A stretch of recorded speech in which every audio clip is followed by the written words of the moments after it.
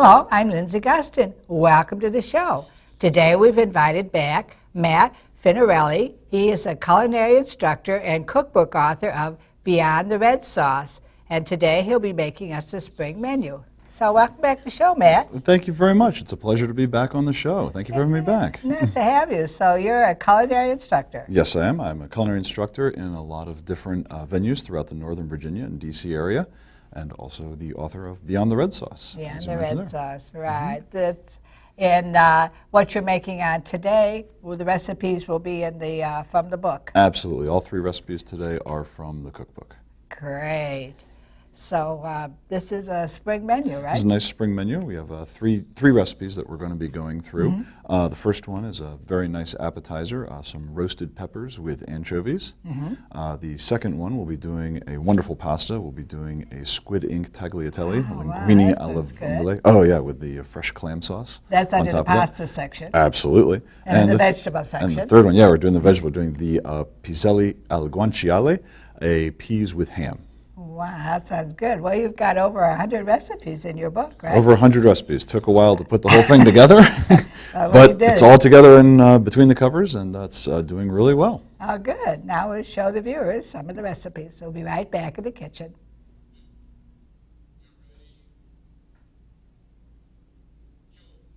We're here with Matt Finarelli, and he's a culinary instructor and cookbook author of Beyond the Red Sauce.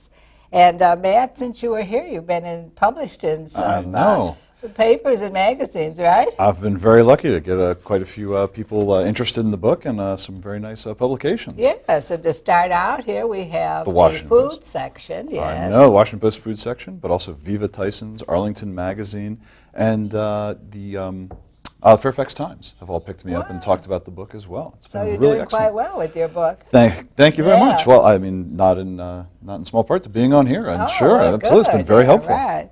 So the first recipe is from the cookbook, and it's appetizer. It's an appetizer. Yes, we're going to be doing some roasted peppers with anchovies. And the first thing that I'm going to do is start taking apart these beautiful peppers. And I like to use colorful. I tell you, the color. I love using these beautiful colored peppers because you can use a variety. You can use all the same color pepper if you'd like, and that's just fine. But I definitely like to get a nice mix of the different colors, the yellows, the reds, and the oranges, because it just looks so nice on the plate. But the taste is similar? The taste is similar but different. There's going to be a varied flavor in them, and that's another great thing that you get when you go with different colored peppers. You get all the different flavors as well. Oh, great. So I start by just cutting the sides off the peppers. That way you leave all the seeds behind. You don't have to deal with the seeds all over your board. And then just fillet out the ribs like this. All those out there, yeah. We don't need this. Yeah, a little bitter flavor. Now, the only colored pepper I'm not using is green. And it's not that I hate green peppers. I mean, similarly, I wrote the cookbook with no tomatoes. It's not because I hate tomatoes. I love tomatoes. But again, green peppers, which I do love, they don't tend to roast as well. Don't they? Oh, you found that? Yes. Flavor's just not as good. It goes a little bit more bitter when you roast those up. And what we have here is I'm just cutting these guys in some nice strips and just laying them down on the plate. You see I already did an orange pepper ahead of time as well. Oh, yeah. And just laying them all skin side down. Kind of vary the colors there, too. Yeah, exactly. That is so colorful. And it's I'm just laying them down here on the tray, skin side down, so that they can get a nice, good roasting in the oven. We have a 400-degree oven ready to go. And these guys will roast for about 20 minutes when all is said and done. Yeah, about that. We're not trying to do like traditional roasted peppers where we blister the skin and blacken it and all of that. We're just trying to get them nice and soft and warm. Okay, so I'll put them in the oven there. And I think you have one in here that you made earlier. That's right. I did one ahead of time, so we're prepped. So I'm going to bring that one out. Wow, now these look good. Oh, thank you so much. Yeah. There you go. Look at that. Right there. Just lovely.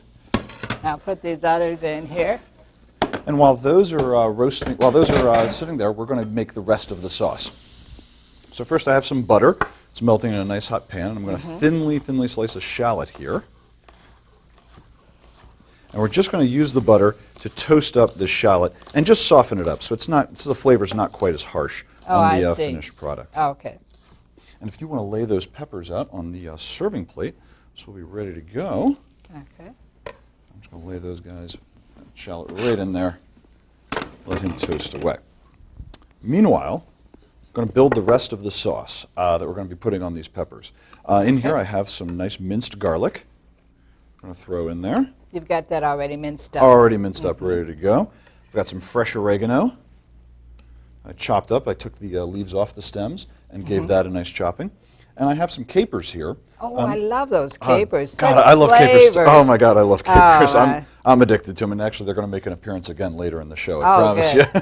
Okay. So, Matt, you've just drained the capers. Yes, absolutely. I drain the capers, and I always rinse capers as well. You do? Yeah, no matter what they compact in, they're either going to compact in salt or they're going to compact in brine.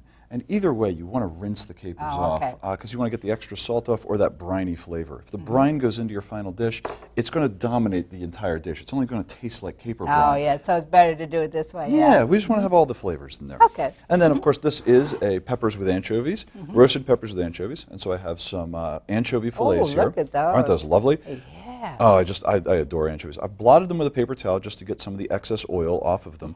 And then I usually use this opportunity, if I see any large bones, you know, I'll just pick those out as well if I see any. And then we're just going to take these guys to And they're the easy cutting to board. purchase. You just get them in the can, right? Yes, absolutely. Just get them in the tin.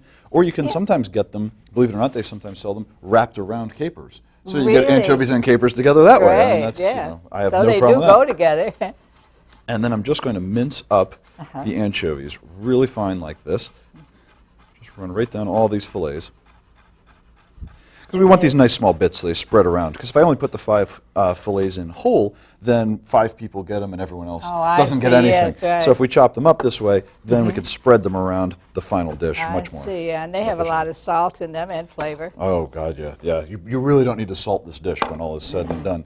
So we've got in the garlic, the oregano, the anchovies, and the capers. We're going to put these wonderful toasted shallots, these nice light butter-cooked shallots in there as well. And if there's a little extra butter in there, that never killed anybody. Yeah. And we'll add some red wine vinegar, about a tablespoon or so of red wine vinegar. And then some extra virgin olive oil, about a 1/4 cup of extra virgin olive oil. Boy, the aroma is very good. Oh, thank you. I think so, too. Ah. I'm just going to give that a quick mix so that we have a nice, even sauce. All the flavors are really blended up and everything's well distributed. Oh, And then that'll this, make a great isn't that lovely? sauce for our peppers. Oh, yeah. Then this guy just goes all over every pepper. And this is why we put that them looks skin side beautiful. down. Yeah, so they catch all that flavor. So it goes it there. holds it. and so Holds it, yeah. Sort of like little cups. That's why I didn't cut them super thin strips or anything like that. See. So when you pick them up and eat them, yeah. Exactly, all that nice stuff bite comes from- size.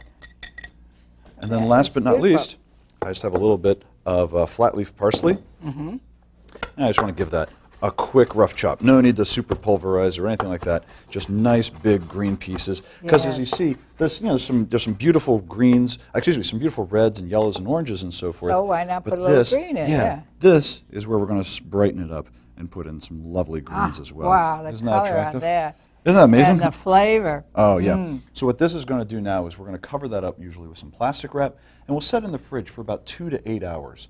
You need that kind of time to really let these flavors blend you together. do. So the Okay. peppers are warm, and that'll just bring all the flavors out of the anchovy mixture. Everything will blend, and then you just serve it, put it out room temperature. It's ready to go. That sounds good. Well, I'll be right back. And what do we have next? Linguine alla vongole clam sauce. Oh, wow. Be right back.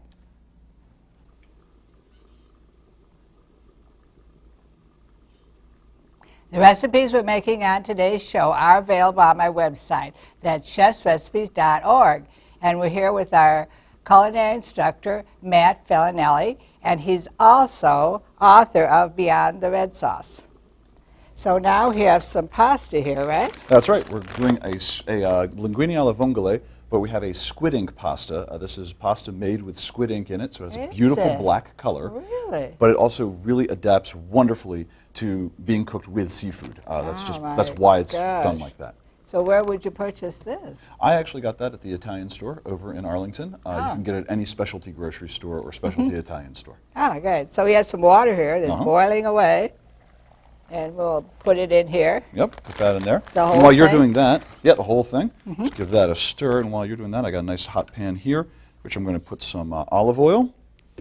How long will it take for the pasta to cook? This pasta will Matt? take about 7 minutes to cook up, okay. give or take. Oh, okay. But what's great about that is that's about how long it takes to cook the pasta sauce that goes on it. So the two can be going together at the same time while you're working. So what I've got here is I've got some pancetta, which is the Italian version of bacon. Okay, it comes from the exact same part of the pig. The only difference being that it's not smoked the way American bacon is. So there's no smoky flavor. And now, you cut it up there? Yeah, some nice thin strips like this. But if you want to use bacon, if you're a big fan of bacon and you can't find pancetta, that's fine. No problem. Go ahead and use bacon. So you can substitute Absolutely, you can substitute bacon. That's just fine. And this is in your cookbook, Beyond the Red Sauce. This recipe absolutely under the pasta section. Correct. Okay. Absolutely. So then, while that's cooking up, we're going to get some garlic, and I'm just going to mince up a little bit of garlic here to go in there, because we always need that flavor with our pasta. Let's cut that down to the end. Nice minced garlic. And we're just waiting for the pancetta to get a little bit of color, render out a little bit of fat, as it's doing right there, just perfectly. Lovely. All right. Oh, that looks lovely. Okay, so we're going to add the garlic. The garlic, we only want to mince that up with a knife. We don't want to use a garlic press or anything like that, because if I were to press that garlic right into this pan like this, it would burn the second it hits the pan. Oh, yeah. Okay. And again, just like I was talking about, caper brine is one of those flavors that dominates. Burnt garlic. Oh, God, that's another one of those flavors that you just can't get rid of. It dominates the whole dish. It ruins everything. So you see how the garlic instead now just gives that wonderful fragrance, that beautiful garlic aroma, and that's how we know we're at the right step. And so now, really, the whole dish practically comes together. A little bit of red pepper, some more capers. I promised they'd be and they're some more capers. Yes, absolutely. And the clams. Oh, look at those clams. Nice fresh clams. And a little white wine. So where do you purchase the clams? The clams, I like to tell people to get clams at any sort of reputable seafood counter. Any grocery store that has a really nice seafood counter at it, you can get good stuff. Or go to any specialty seafood store.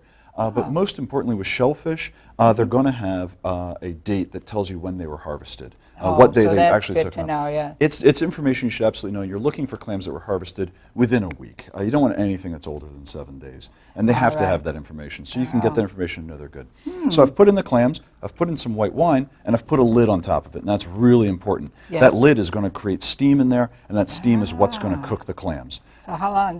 Well, when we know these are. Well, these guys we're going to know. Mainly, they're going to start opening up. Is the signal we're going for now? We have a glass lid on here, and that really helps us out. It does, yeah. But if it fogs over, one of the main things that I use to tell when I know that my clams are cooked is, let's say, because most people at home, you don't have a glass lid. You have a sort of solid lid, and you can't go peeking in there, and you don't want to be, because you want that steam to really be generating. So we're steaming them is what we're doing. Exactly. That's exactly what we're doing. So what's going to happen is the steam is actually going to start escaping out of the sides of the pan from underneath the lid. And when that happens, you've built up an incredible amount of pressure with the steam and so forth, and that's usually your good sign that your clams are cooked. That's the time to go checking, when they really start steaming out the different sides of the pan.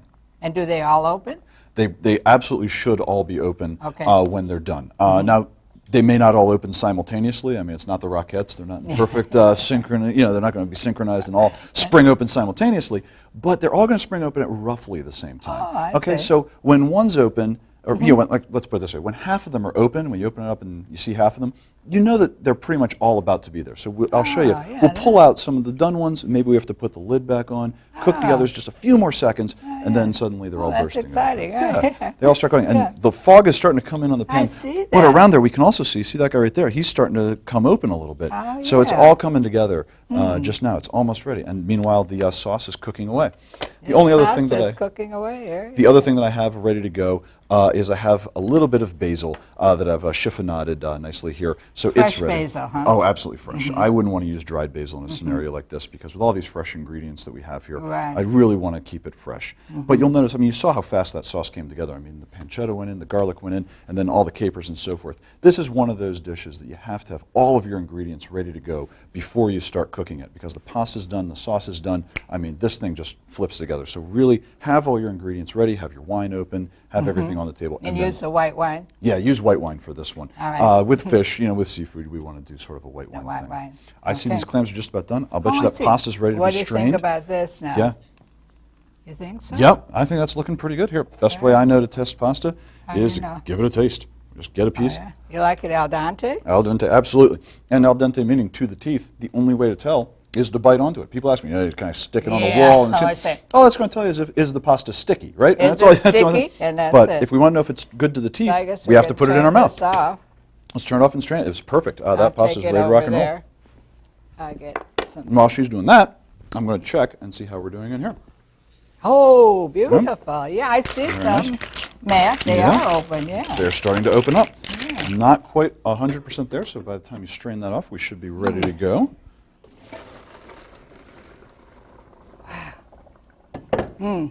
Yeah, so these guys are actually, all these clams, as they open up, they're also pouring some of their liquid. The liquid that's inside the actual clams is pouring down into the sauce, and that's where you get the real clam flavor of the sauce. So you don't need to add clam juice or anything like that. These clams are creating their own juice and creating their own base for the sauce. I see they are, yes. Oh, they're really starting to spring open now. How about this? That's perfect. Look yeah. good, huh? Oh my God, look at that beautiful black color that has. And when you put seafood on top of that, whether it's clams or if it's scallops or whitefish or lobster, it just pops. It really shines. It's really a fantastic appearance. That's yeah, why they're made this for is here nice. they go. I like this. There we go. Look at these clams Oh, popping look wide at the open clams. just Yeah, like that. some are. That's exactly what you want. started. So when you see them open like that, what I do is I just take some tongs, grab one of the two shells, doesn't matter which one, and we pull them out as they finish. And this gives room for the other ones to cook and time for the other ones to finish up. Yeah. And give them a little tilt to get all the clam juice out of them, so it's there in our sauce and so forth. Right. And this is basically how we clean it out. And we want to clean it out at this stage for two reasons. One, this makes it a lot easier for us to toss the pasta in the sauce. The I sauce see. is it's kind of hard to toss pasta with all these clamshells sitting around in there. It makes our job a lot more difficult. The other reason is this allows us to put the clams on top of the pasta at the end, so it really helps with the presentation of the dish. Yeah, nice. sort Wow. of a little trick that we have. Yeah. As you can see, one bite, there they go. They're just popping like popcorn. See these guys? Boom. That's See how they right. sort of shake a little bit, and then they just spring right open. spring right So I know I'm really close on most of these guys. Good. But if there's one or two, remember, like I said, they're just not giving it to you. Just put the lid back on to give them a few more seconds, Oh, good. and they'll finish off. Like I said, they're not in perfect unison, but they're working on their act. They'll take it on the road. So you teach this in one of your classes? Absolutely. I teach a lot of pasta classes, You especially. do? Oh, yeah. One of my most popular classes is my fresh pasta class. Are they? Absolutely. And I will teach a recipe like this anytime.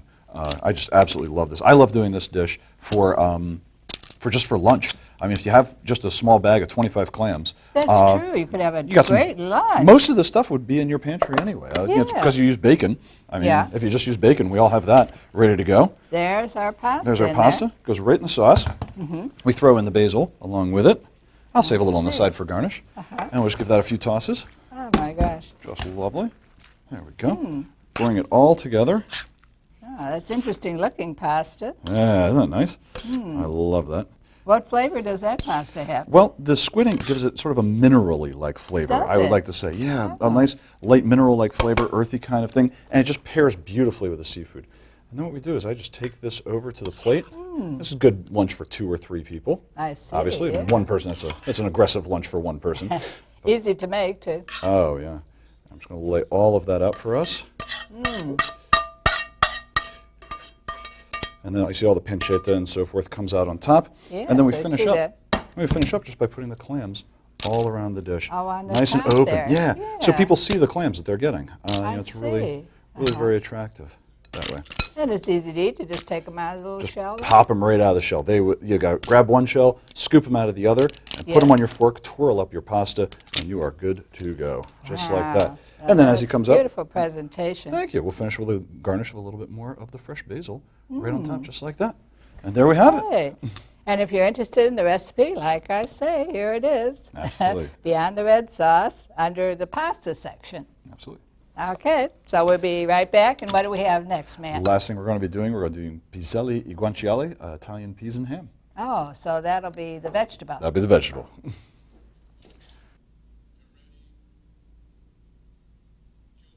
So welcome back. And Matt, what do we have cooking now? What we're doing here, just to get started, I have some pancetta that I'm cooking in some olive oil. All I've right. got that nice and browned up, and I'm going to throw in our fresh peas. Oh, at this now point. peas will be in season shortly, won't they? Yes, they will. It is definitely about time to start thinking about getting them together. So what I've done, this is piselli e guanciale. Now, guanciale is a type of Italian pork product, and what it is it's the cured pork jowl of the pig. It's this muscle it? right here, Really? right there inside the mouth of the pig, and that's a kind of pork product that you'd find typically in central Italy, around Rome and so forth. And it's just fantastic. What a great product. It has a flavor like bacon, and it's just fabulous. But again, really difficult to come by. It's not easy to find guanciale here in the U.S. It's much easier to find it in Italy, especially central Italy. So for us, we could use prosciutto, you could use pancetta, you could use bacon, you could even use ham. Any sort of pork product like that, those cured pork products all work just fine. And you put some white wine in there, I saw. Little splash of white wine, and now we're going to bring this sucker up to a boil. And what we have is, because these are nice, beautiful, fresh peas that we're using, all we really have to do is simmer this away for just a few minutes. It really doesn't even take that long. Make sure it's got a good amount of salt and pepper in there, just to make sure, just in case.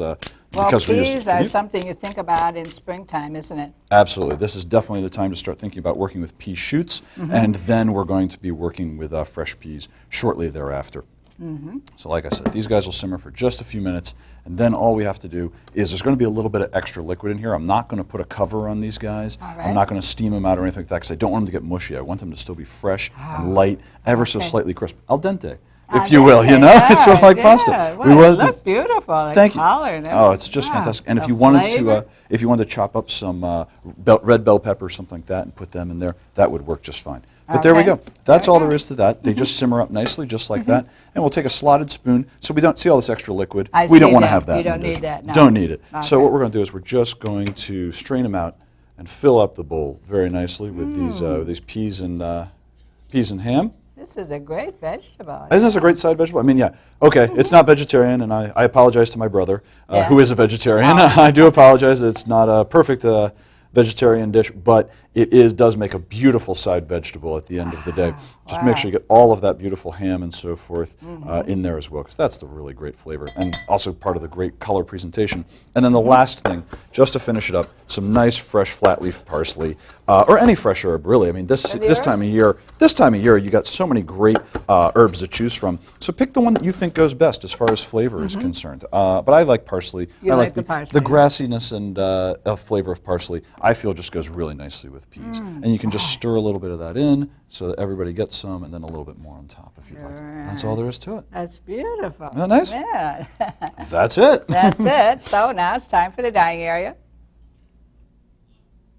We're in the dining area now with our very colorful and healthy spring menu. So Matt, review what you made for us first today. Oh, certainly. First thing that we did was this, the roasted pepper with anchovies. Not only did we roast the peppers in the oven for about 20 minutes, but then we chopped up some capers, had some butter roasted shallots, some anchovies and fresh herbs and garlic, and we let that marinate for a few hours in the fridge, brought it out, brought it up to room temperature, and it's ready to serve. So all the flavors are together, and the colors are just fantastic. I think it's such a beautiful dish. And our second pasta dish. Okay, this pasta dish was on squid ink tagliatelle. We did a nice fresh clam sauce, sort of a linguine alla vongole kind of dish, where we sauteed fresh clams with pancetta and garlic and white wine, let the steam open up the clams naturally, tossed the finished pasta in the sauce, and then put the clams right back on top with some fresh basil. Those clams are pretty. Even the shells are beautiful. I know. That's just part of the presentation. You know, you get the red plate, the black pasta, the white shells. It just pops. It's such a beautiful dish. I absolutely love doing it that way. And our peas. The final dish is the peas, the piselle al guanciale. But in this case, we used pancetta, and you can use any sort of Italian cured pork product that you'd like. And you could even use bacon. I mean, everyone loves that. We sauteed them up with some, in the fat of the pancetta, a little bit of white wine, cooked them till his fresh peas were done, and tossed it with a little fresh parsley. Great. Well, I'm going to taste some. Oh, please do. I hope you enjoy. I got to taste these little clams. They are so good. Isn't that fantastic? Where did they originate from? These clams are probably from Prince Edward Island or Maine, that area. That's where you find a lot of the farmed shellfish that we get, mussels and so forth from up there. So good. Oh, Wow. thank you so much. How do you like the peas? Are those? Oh, the peas. I mean, I just think that the fresh peas make all the difference. Fresh peas, they do. All the difference in the world. You can use frozen peas if you'd want to, but fresh peas really just that knock good it home. Crunch. I know. Yeah, great. Nothing compares. So what do you have coming up now? Well, coming up, I've got a bunch of wonderful classes in the Northern Virginia area that are coming up, but I also have a book signing coming up Really? at One More Page Books in Falls Church on April 4th at 7 o'clock. I'll be doing a demo of some risotto and tiramisu, and then I'll be signing and selling my book. So I'd love to see everybody there for book signing. Oh, please do. I'd love to see you there. Yeah. So right now I'm going to put up your information. And it's Matt Finarelli, and there's your email, chef@finarelli.com, and there's your website. Yep. And so you can email me if you'd like a private class or any sort of instruction. And on my website, you can order copies of my book, or you can also find out what events I have coming up. Yeah, so that's how you get your book, is through Absolutely. your website. Website's the best way to get the book. Is I can even sign a copy through the website. You order it through the website, and it comes to you signed. Fantastic. Or else at your book signing at the bookstore. And the book signing at the bookstore is another great way to do that. Good. Well, I'm going to put up my website, and that's chefsrecipes.org. And to get today's recipes, you go to the website. So thank you for coming back. This Absolutely. has been really great. Well, thank you so much for having me again. I really appreciate being here. It was really great. And remember, until next time, good eating.